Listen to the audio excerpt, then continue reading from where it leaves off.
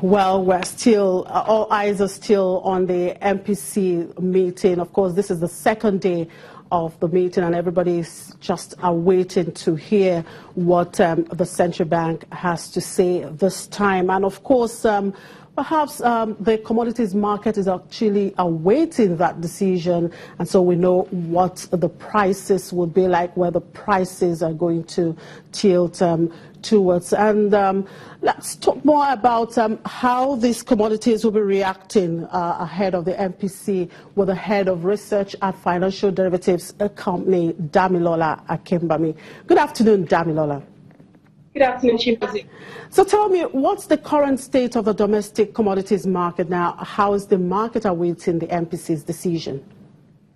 Well, currently, domestic commodity prices are relatively stable. We haven't seen any unusual spike in the prices of domestic commodities. And this is even in spite of the recent depreciation in the currency, both even at the interbank market and the parallel market. What we can attribute that to is possibly one, the exchange rate pass-through effect is yet to filter into domestic prices. And even more importantly, consumer resistance has set in. So even if importers or manufacturers want to transfer the increased cost of bringing these goods in because of the more expensive dollar, they are going to be met with consumer resistance. So that is actually going to hinder, or that is actually what has kept consumer prices relatively stable. But if you look at refined products such as kerosene and diesel, you notice that there's been a sudden or recent surge in the prices of these commodities. And these are key commodities. Kerosene is used primarily for cooking. Diesel is used for distribution and logistics, and it's very important to the average Nigerian, and it's going to feed into the July numbers, the July inflation numbers. Now, any moment from now, precisely around 2 o'clock, the central bank will be addressing everybody on the decision. What are your expectations from this meeting? Well, first of all, you even have to look at what they'll be considering and what are the major issues. First of all, IMF has come out to state that they're anticipating negative growth for Nigeria for the full year of 2016. So they're going to be looking at that. Do we address growth? Another consideration will be rising inflation. I even mentioned earlier with respect to domestic commodities. They'll also be looking at dollar illiquidity, which is the major factor, the depreciation in the currency at both the interbank market and also overall the financial system. So these factors are going to play into what the likely outcome will be. And if you look at it from my perspective or from our perspective at FDC, there are two likely options. It's either they tighten further, either maybe increase interest rates by 50, 100 basis points, or you maintain a status quo. And what if you increase interest rates, the impact of that would be to mop up liquidity, and you'll be using that to actually stabilize. Because you're mopping up liquidity,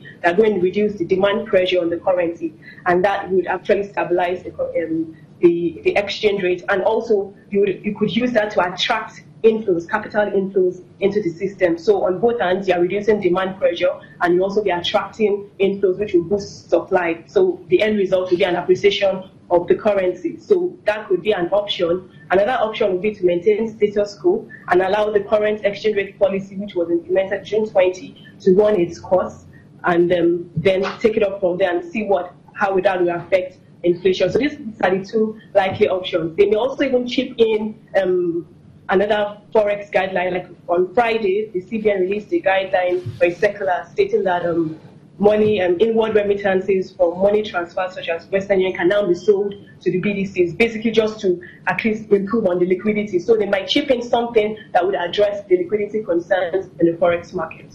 So you think that having monitored the new FX policy, there's a possible adjustment to that coming up? What we are looking at is that likely they might maintain status quo. That's our stance. That's the more probable outcome that's going to occur. But also, like I mentioned, one of the considerations is the dollar illiquidity, and they're going to be looking at how to improve the liquidity in the market. Now, you've painted the scenario is either they choose to hold rate, or, of course, is there any possibility for them to even bring it down? Well, that is another option that you can look at. Well, given the factors that play right now, if you're going to bring down interest rates, it's basically to stimulate growth.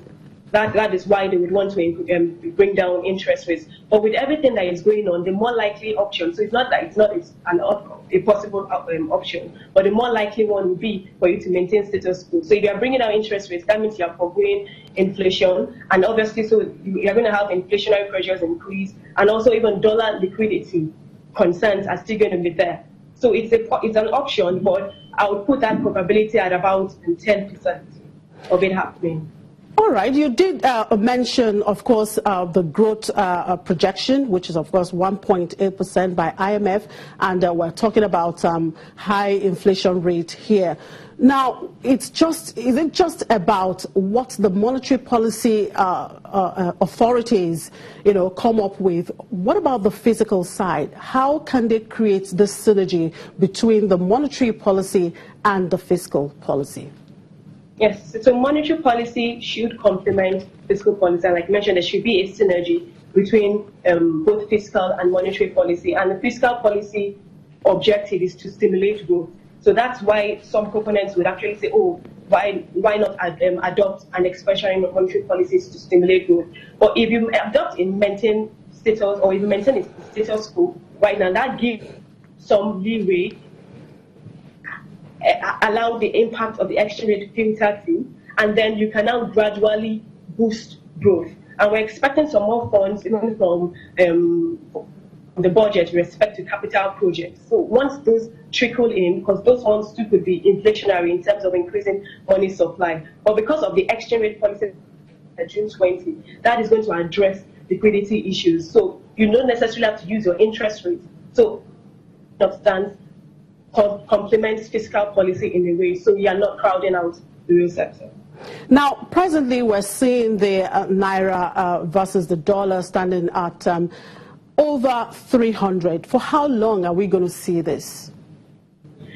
The question to ask is, why is it above 300? And basically, what we're seeing right now is that the naira is moving closer to its equilibrium price. At 280, to a dollar at around June 20, it was still artificially, or let's just say it was a managed rate because of the CBN intervention. But 300, 310 just shows that the naira is trading more around its fair value. And what we've even noticed in last 1 week is that there's been a narrowing in the spread between the interbank and the private market risk, which is also one of the objectives the CBN was aiming for, even at the last MPC in May. So at least so far, the policy has worked in addressing that issue. So I'm not bothered about the fact that it's traded at 300, because that is even more of it's a truer reflection of where the market rate should be. So what is your outlook regarding the domestic commodities market? Well, depending on the outcome of the meeting, which is going to start in about 30 minutes, or the outcome of the MPC meeting, if they maintain a status quo, then what the trend we're seeing currently in domestic commodities would continue, and with the spikes in kerosene price and diesel, is going to filter into inflation in this month and could even impact on commodity prices. However, if they maybe decide to tighten further, the fact that there's an increase in interest rates is positive for the exchange rate in terms of an appreciation, then that means that importers can bring in their raw materials and goods at a cheaper rate, and it will lead to reduced cost or price of commodities in the medium to long term. All right. Thank you very much for your time, Damilola. Thank you, Jimmy. Yeah, that was Damilola Akimbami. She is the head of research, financial derivatives company. Well, we'll move on now to Morocco. The International Monetary Fund has granted that country a 2-year, $3.5 billion credit line for structural reforms to more rapid and inclusive economic growth. The precautionary liquidity line is meant for countries with relatively good economic policies that face balance of payments needs because of issues beyond the control. So far, only Morocco has used this type of program. The line provides reassurance about Morocco's economic policies to foreign lenders, investors and rating agencies, allowing it to tap international capital markets at favorable borrowing terms. The IMF agreed on less than the $5 billion credit line signed in 2014 and the $6.2 billion deal signed in 2012 because the North African Kingdom's economy has been improving thanks to government measures to tackle deficits.